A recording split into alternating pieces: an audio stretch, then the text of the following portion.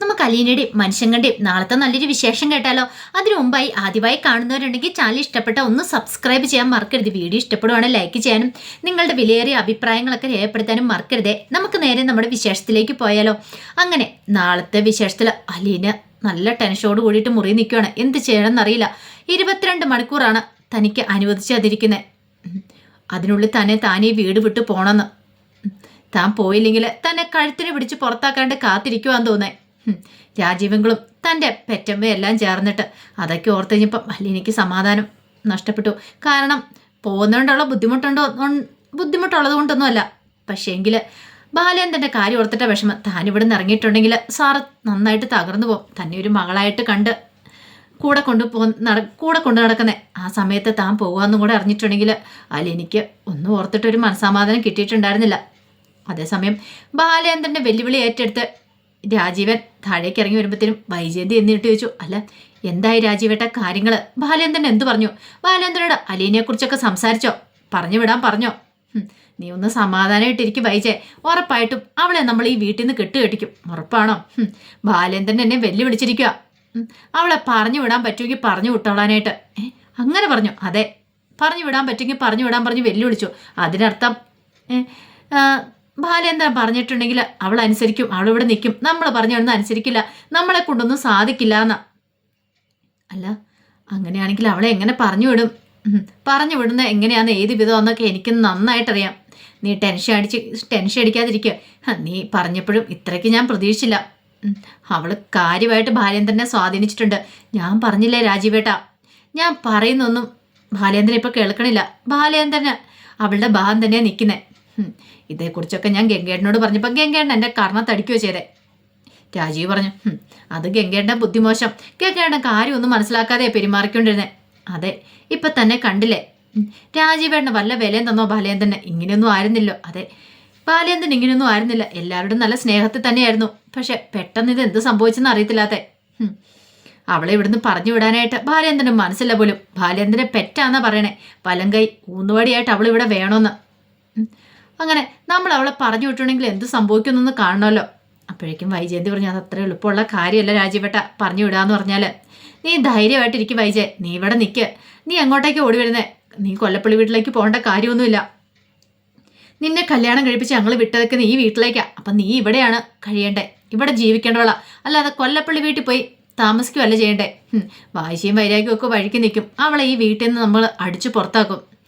അല്ല അതൊക്കെ നടക്കുന്ന കാര്യമാണോ? നടക്കും. നീ ധൈര്യമായിട്ടിരിക്കുക.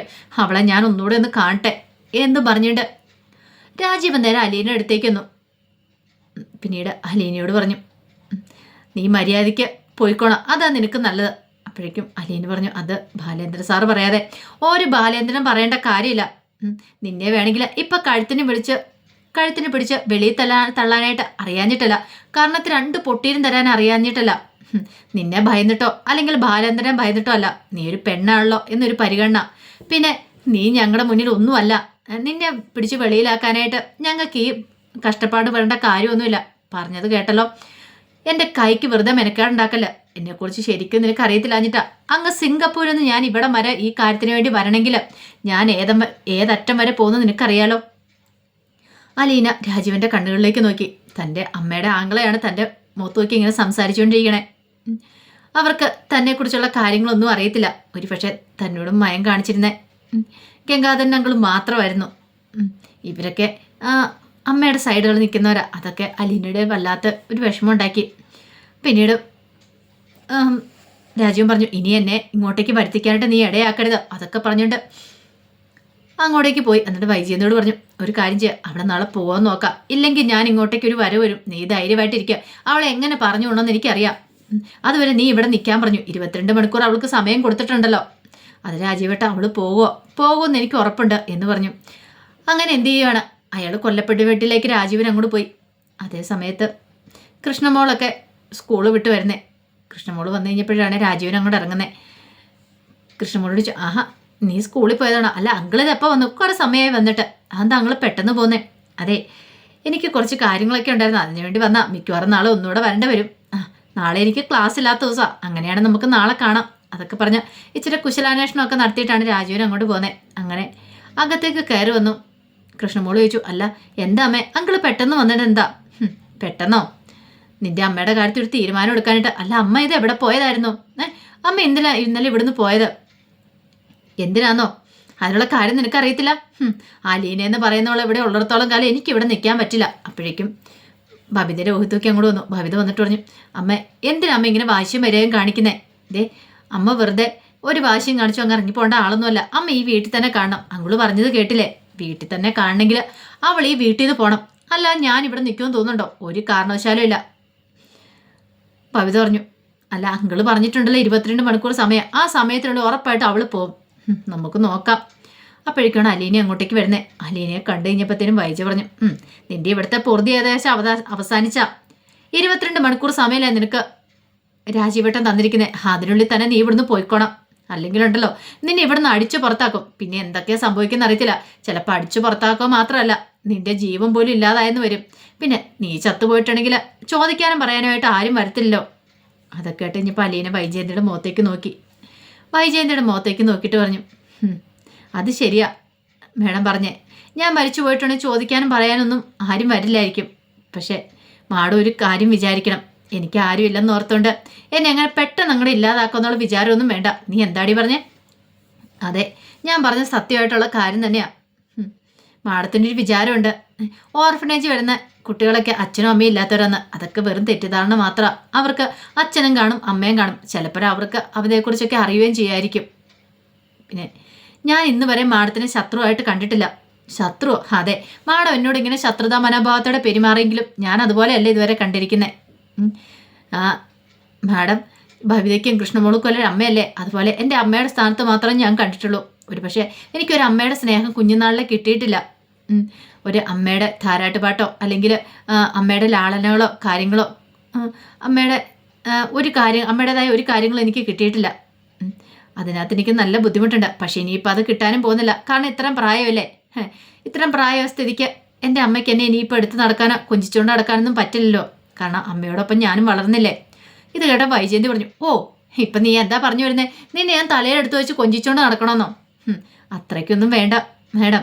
പക്ഷേങ്കിൽ ഞാൻ ഇവിടുന്ന് പോയിട്ടുണ്ടെങ്കിൽ എന്നെങ്കിലും ഒരിക്കൽ മാഡം എന്നെക്കുറിച്ച് ഓർക്കും. നിന്നെക്കുറിച്ച് ഓർക്കാനോ? നല്ല കഥയായി ഓർക്കുമെന്ന് പറഞ്ഞ് ഓർക്കും. കാരണം ഒരു പക്ഷേ എന്നെ വേദനിപ്പിച്ച് ഇറക്കി വിട്ടേന് മാഡം ശരിക്കും വിഷമിക്കുകയും ചെയ്യും. അന്ന് ചിലപ്പോൾ മാഡം എന്നെ അന്വേഷിച്ച് വരും, എന്നെ കാണാനായിട്ട് വരും, എന്നോട് ചെയ്തു പോയാനൊക്കെ സോറി ചോദിക്കുകയും ചെയ്യും. പക്ഷേങ്കിൽ എന്ന് പറഞ്ഞിട്ട് നിർത്തി. എന്താടി നിന്ന് നിർത്തിക്കളഞ്ഞേ? നിന്റെ കാൽച്ചോട്ടിലേക്ക് ഞാൻ വരുമെന്ന് സോറി ചോദിക്കാനായിട്ട്. അത് നിന്റെ വെറും തെറ്റിദ്ധാരണ മാത്രം അലീനെ. നാളെ മര്യാദയ്ക്ക് നീ ഇവിടുന്ന് പോയിക്കോണം. 22 മണിക്കൂർ സമയമുണ്ടല്ലോ. കൂടുതൽ കൊഞ്ചാനും കൊഴയാനൊന്നും നിൽക്കേണ്ട. പറഞ്ഞു കേട്ടല്ലോ. അല്ലെങ്കിൽ രാജീവേട്ടൻ ഇങ്ങോട്ടേക്ക് ഒരു വരവും കൂടെ വരും. പിന്നെ നിനക്ക് ഇവിടെ ഒരു പിടിച്ചുവയ്പ്പ് ഉണ്ടാകത്തില്ല. അതും പറഞ്ഞുകൊണ്ട് ഭയങ്കരമായിട്ട് ദേഷ്യപ്പെട്ട് അങ്ങോട്ട് കയറിപ്പോയി. അങ്ങനെ കുട്ടികളും അങ്ങോട്ട് പോയി കഴിഞ്ഞപ്പോൾ അലീനയ്ക്ക് വല്ലാത്ത വിഷമമായി. അപ്പോഴാണ് വലിയ ശബ്ദിച്ച ബാലേന്ദ്രൻ്റെ മുറിയിലെ. അപ്പോഴേക്കും അലീനയ്ക്ക് മനസ്സിലായി വിളിച്ചാന്നുള്ള കാര്യം. അങ്ങനെ അലീനെ പതുക്കെ മുറിയിലേക്ക് അങ്ങോട്ട് കയറി ചെന്നു കഴിഞ്ഞപ്പോഴത്തേനും ബാലേന്ദ്രൻ പറഞ്ഞു, എന്ത് പറ്റിയ മുഖമൊക്കെ വല്ലായിരിക്കണേ? ഒന്നുമില്ല. നിന്നെ ഇവിടുന്ന് പറഞ്ഞു വിടാൻ വേണ്ടി എല്ലാം തീരുമാനിച്ചിരിക്കുമല്ലേ? അത് പിന്നെ സാറേ ഞാൻ ഇനി ഇവിടെ നിൽക്കുന്നില്ല. ഞാൻ പോയേക്കാം. എങ്ങോട്ട് പോകാനായിട്ടാ? അത് ഇപ്പം തൽക്കാലത്തേക്ക് ഞാൻ രേവതിക്കുട്ടിയുടെ വീട്ടിലേക്ക് പോയിക്കോളാം. പിന്നെ അവിടെ ചെന്നിട്ട് ഏതെങ്കിലും വീട്ടിൽ ജോലി ശരിയായി കഴിയുമ്പോൾ ഞാൻ അങ്ങോട്ടേക്ക് വെക്കണം. അതിനു വേണ്ടിയിട്ടാണല്ലോ നിന്നെ ഇത്രയും ദിവസം ഞാനവിടെ പിടിച്ചു നിർത്തിയത്. നീ എന്താ പറഞ്ഞേ? നിന്റെ അച്ഛനെ പോലെയല്ലേ എന്നെ കാണുന്നതെന്ന്. എന്നിട്ട് അച്ഛന് വയ്യാതെ കിടപ്പിലായി കഴിയുമ്പോഴാണോ മോള് പൊടിയും തട്ടി പോകുന്നേ? അത് പിന്നെ എൻ്റെ അവസ്ഥ അറിയാലോ. ഞാൻ ഇവിടുന്ന് പോയില്ലെങ്കിൽ ഇതിനേക്കാളും വലിയ പ്രശ്നങ്ങളൊക്കെ ഉണ്ടാവും. എന്ത് പ്രശ്നം? നീ പോയിട്ടുണ്ട് തോറ്റുപോകുന്ന ഞാനാ വൈജയന്തിയുടെ മുന്നിൽ. നീ ഇവിടെ ഉള്ളതുകൊണ്ട് മാത്രമാണ് ജയിച്ചിരിക്കുന്നത്. ആ രാജീവൻ വന്നിട്ട് എന്നെ വെല്ലു വിളിച്ചിട്ട് പോയിരിക്കുക നിന്നെ ഇവിടുന്ന് പറഞ്ഞു വിടുമെന്ന്. നീ ഇവിടുന്ന് പോയാൽ ഞാൻ തോറ്റുപോകും. നീ പറ, ഞാൻ തോറ്റുപോകണോ അതോ വൈജയന്തി ജയിക്കണോ? എന്താ ചെയ്യണ്ടേ? എനിക്കറിയില്ല സാറേ. ഇതിനിടയ്ക്ക് കിടന്ന് പെട്ടുപോകുന്ന ആൾ ഞാനാ. നിങ്ങൾ രണ്ടുപേരും ഒരുമിച്ച് സന്തോഷത്തോടെ ജീവിക്കണം എന്നുള്ള എൻ്റെ ആഗ്രഹം. ഞാൻ ഒരിക്കലും ഇങ്ങോട്ടേക്ക് വരാൻ പാടില്ലായിരുന്നു.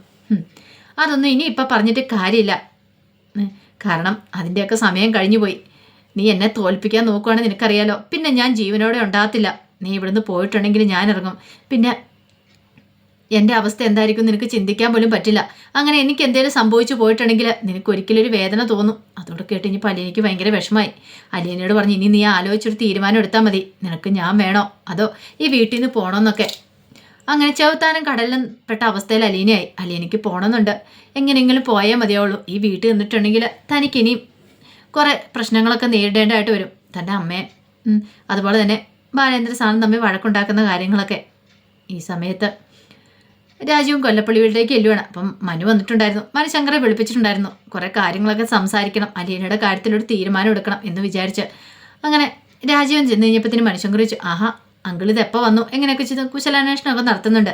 അതിനുശേഷം മനുഷ്യൻ രാജീവൻ പറഞ്ഞു, എനിക്ക് നിന്നോട് കുറച്ച് കാര്യങ്ങൾ സംസാരിക്കേണ്ട, ഇങ്ങോട്ട് വന്നതെന്ന് പറഞ്ഞ് വിളിച്ചുകൊണ്ട് പുറത്തേക്ക് പോവാണ്. അപ്പോൾ അലീനെ എത്രയും പെട്ടെന്ന് പറഞ്ഞു വിടണം, അതാണ് അയാളുടെ ഉദ്ദേശം. അപ്പം മനുവല്ലേ കൊണ്ടുവന്നിരിക്കുന്നത്, അപ്പോൾ അവൻ പറഞ്ഞിട്ടുണ്ടെങ്കിൽ അവൾ പോയിക്കോളും. അതിന് വേണ്ടുന്ന കാര്യങ്ങളൊക്കെ പ്ലാനുകളൊക്കെ തയ്യാറാക്കണം, അവനെ കൊണ്ട് തന്നെ പറഞ്ഞു വിടിയിക്കാൻ വേണ്ടിയിട്ട്. അങ്ങനെയാണെങ്കിൽ കൂടുതൽ കാര്യങ്ങൾ എളുപ്പമാവുമല്ലോ. പക്ഷെ അയാൾ വിചാരിച്ചാലൊന്നും അലീനെ പറഞ്ഞു വിടാനായിട്ട് പറ്റില്ല. അപ്പോൾ അതിൻ്റെ വിശേഷങ്ങൾക്കായി നമുക്ക് എല്ലാവർക്കും കാത്തിരിക്കാട്ടോ.